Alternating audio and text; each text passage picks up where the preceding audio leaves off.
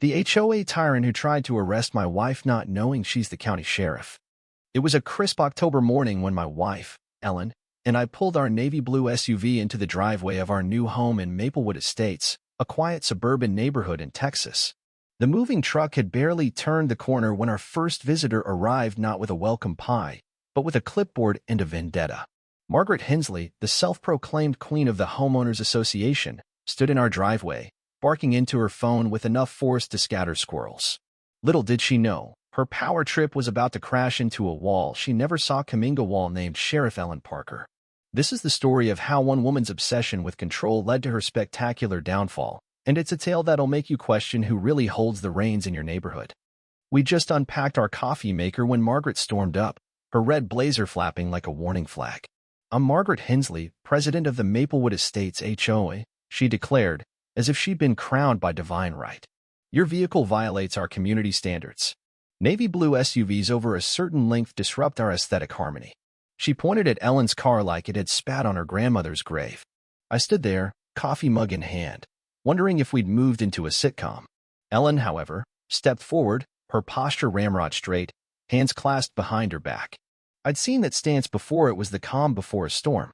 "Good morning," Ellen said, her voice polite but sharp as a blade. "Could you show me the legal basis for your concern?"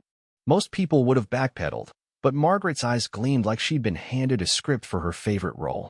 "Legal basis?" she purred, clutching her clipboard. "Our bylaws mandate approved colors and sizes. Your car is a visual pollutant." Ellen tilted her head, a predator sizing up prey. "Interesting. I'd like to see the exact wording of those bylaws." The air crackled with tension, and I knew this wasn't about parking anymore. It was a showdown between fake authority and the real deal. Margaret's face turned a shade of purple that matched her lipstick. "I am the authority here," she snapped, storming off with the fury of a rejected dictator. Ellen watched her go, a faint smile playing on her lips. "She has no idea what she just started," she murmured. I raised an eyebrow, but Ellen just sipped her coffee, her eyes calculating. That night, as we unpacked boxes, I couldn't shake the feeling that we'd stepped into a chess game where only Ellen knew the rules. 3 days later, Margaret escalated her war. A yellow notice was taped to our door, screaming "Final Violation" in bold red letters. It demanded $500 for community standard violations, with threats of legal action if unpaid within 48 hours. The document was a masterpiece of nonsense, filled with phrases like aesthetic noncompliance that sounded official but meant nothing. I was fuming, pacing the kitchen when Ellen got home. She took one look at the notice, her eyes narrowing. "Fascinating," she said, setting it on the counter like evidence in a murder trial. "Time for a little research." That night, our home office turned into a war room. Ellen pored over HOA documents, public records she'd somehow accessed with eerie ease. Papers were highlighted, notes scribbled in shorthand I couldn't decode. "How do you know how to do this?" I asked, amazed. Ellen glanced up, her smile tight. "You learn a lot about procedure when you've seen it done wrong." By midnight, she'd crafted a 3-page response that shredded Margaret's claims, citing bylaws Margaret had clearly never read. The next morning, Ellen marched to the HOA mailbox, her stride purposeful, and dropped the letter in. When she returned, she was already flipping through a copy of the HOA's governing documents, marking sections with sticky notes. "Margaret's rules don't exist," she said. "She's been making it up." Margaret's retaliation came that afternoon. She stormed up our driveway, Ellen's letter crumpled in her fist, her face redder than a fire truck. She glared at our SUV, muttering what I'm sure were curses, then peeled out, leaving tire marks on the street. I told Ellen about the meltdown when she got home. "Good," she said, her voice calm but deadly. She read the letter. Now she knows her game's up against someone who plays by real rules. The next Saturday, Margaret went nuclear. At 8 a.m., car doors slammed like artillery fire. Margaret, flanked by 3 reluctant neighbors, stood on our lawn with a portable microphone, like she was leading a protest. "Attention, residents," she bellowed. "This family threatens our community's values with their defiance." She accused us of undermining property values by parking our non-compliant SUV. I was watering the azaleas, mortified, when Ellen stepped onto the porch, her navy polo and khakis radiating authority. The crowd hushed. "Good morning," Ellen said, her voice cutting through the morning air. "Mrs. Hensley, could you tell everyone who elected you HOA president? When was the vote? and how many residents participated? The question hit like a grenade. Margaret stammered, her confidence cracking. I don't need an election, she shouted. I founded this community's standards. Ellen turned to the crowd.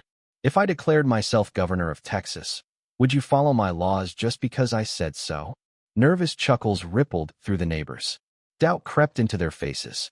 Margaret's grip on her microphone tightened, but Ellen wasn't done. Legal standing means something, Mrs. Hensley. What government gave you law enforcement powers? Margaret's facade shattered. This is private property. I make the rules. Ellen stepped closer. Pretending to be the law is illegal. It's called impersonating a public official, and it carries jail time. By Sunday, Margaret was plotting her endgame. Yellow flyers appeared in every mailbox, titled Community Alert, Dangerous Residents. They accused Ellen of intimidation and threatening lawful authority, promising a police arrest at 8 a.m. Monday to restore order. I showed Ellen the flyer, my stomach churning. She read it calmly, then made phone calls, her voice clipped and professional. Who are you calling?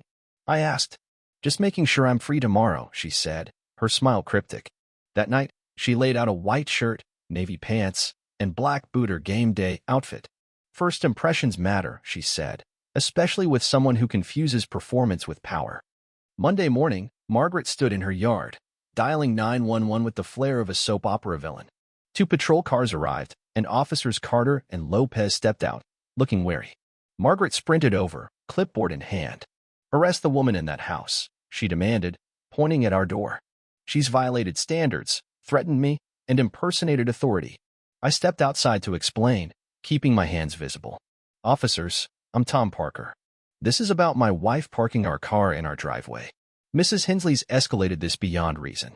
Officer Carter nodded, jotting notes, while Lopez scanned the scene. Then Ellen's SUV pulled up. The door opened, and out stepped my wife, not casual Ellen, but Sheriff Ellen Parker, her badge gleaming, radio crackling. The silence was deafening. Officers Carter and Lopez snapped to attention. Good morning, Ellen said, her voice commanding. I understand there's a disturbance reported? Officer Carter, recovering, said, Sheriff Parker, we got a complaint about aggressive behavior and impersonation. Ellen nodded. Who made it? Lopez pointed at Margaret, whose jaw hung open, her clipboard trembling. You're a police officer? Margaret whispered. County Sheriff, Ellen corrected. I oversee this jurisdiction, including these officers and 200 others. Margaret's face drained of color as she realized she demanded the arrest of her own sheriff. This is entrapment, she shrieked. She hid her identity to intimidate me. Ellen's eyes narrowed. I never mentioned my job, Mrs. Hensley. I defended my right to park on my property and asked for your legal justification. You provided none. Officer Lopez, stifling a smirk, explained, Sheriff Parker isn't required to disclose her profession off-duty, ma'am. And you can't harass residents with fake authority. Margaret wasn't done. That evening, a black sedan with government plates parked at her house.